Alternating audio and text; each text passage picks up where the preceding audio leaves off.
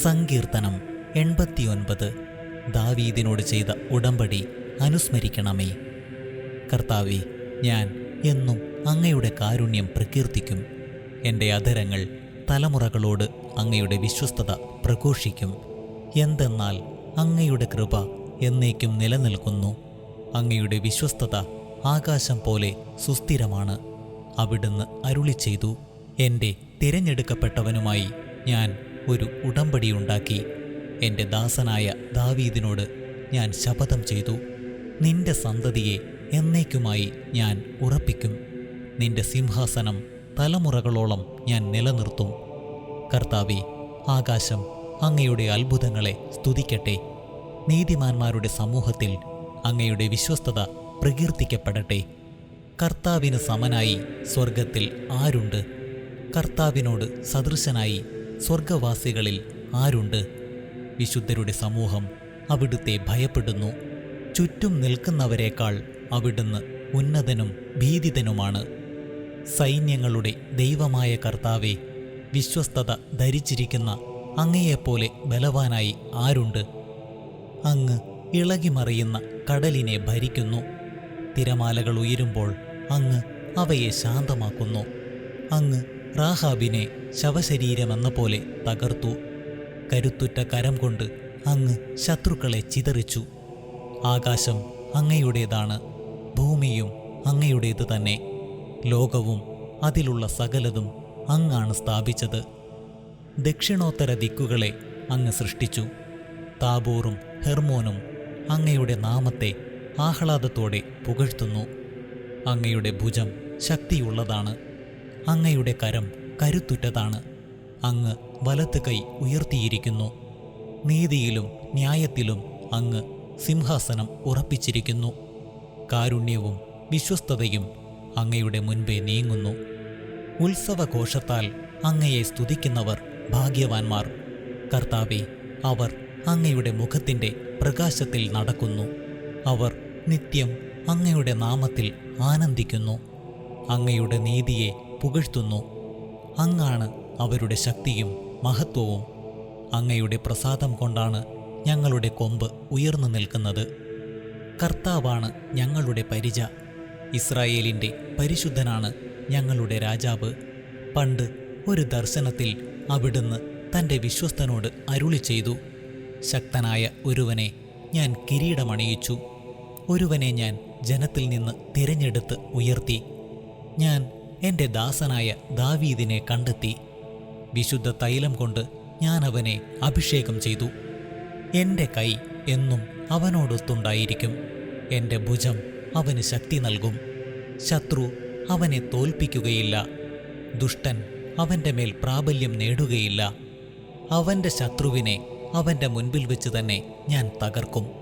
അവൻ്റെ വൈരികളെ ഞാൻ നിലം പതിപ്പിക്കും. എൻ്റെ വിശ്വസ്തതയും കാരുണ്യവും അവനോടുകൂടെ ഉണ്ടായിരിക്കും.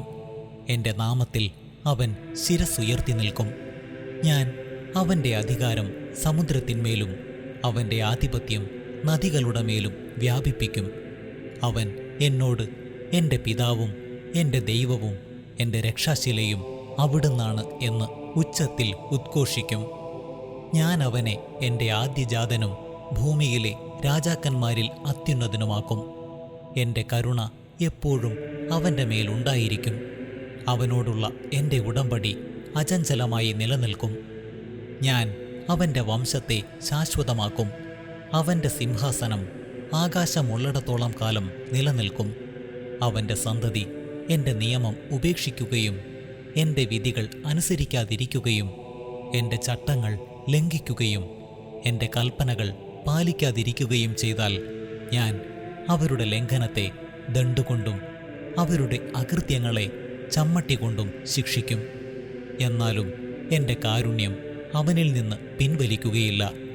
എൻ്റെ വിശ്വസ്തതയ്ക്ക് ഭംഗം വരുത്തുകയില്ല. ഞാൻ എൻ്റെ ഉടമ്പടി ലംഘിക്കുകയില്ല.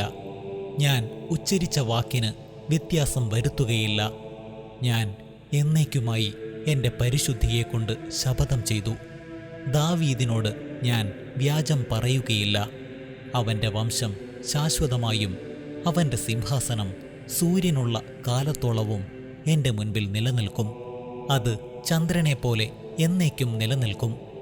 ആകാശമുള്ളിടത്തോളം കാലം അതും അചഞ്ചലമായിരിക്കും. എന്നാൽ അങ്ങ് അവനെ പരിത്യജിച്ചു കളഞ്ഞു. അങ്ങയുടെ അഭിഷിക്തന്റെ നേരെ അങ്ങ് ക്രുദ്ധനായിരിക്കുന്നു.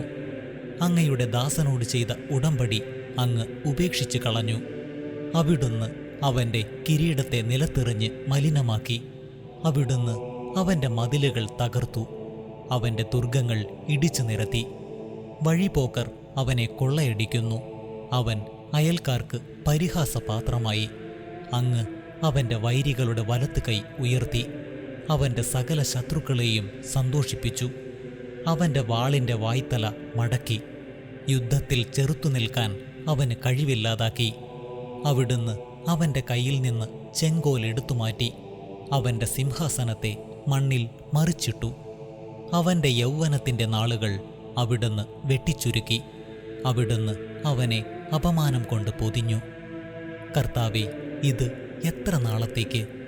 അങ്ങ് എന്നേക്കും മറഞ്ഞിരിക്കുമോ? അങ്ങയുടെ ക്രോധം എത്ര കാലം അഗ്നി പോലെ ജ്വലിക്കും? കർത്താവേ, എത്ര ഹ്രസ്വമാണ് ആയുസ്സെന്നും എത്ര വ്യർത്ഥമാണ് അങ്ങ് സൃഷ്ടിച്ച മർത്യജീവിതമെന്നും ഓർക്കണമേ.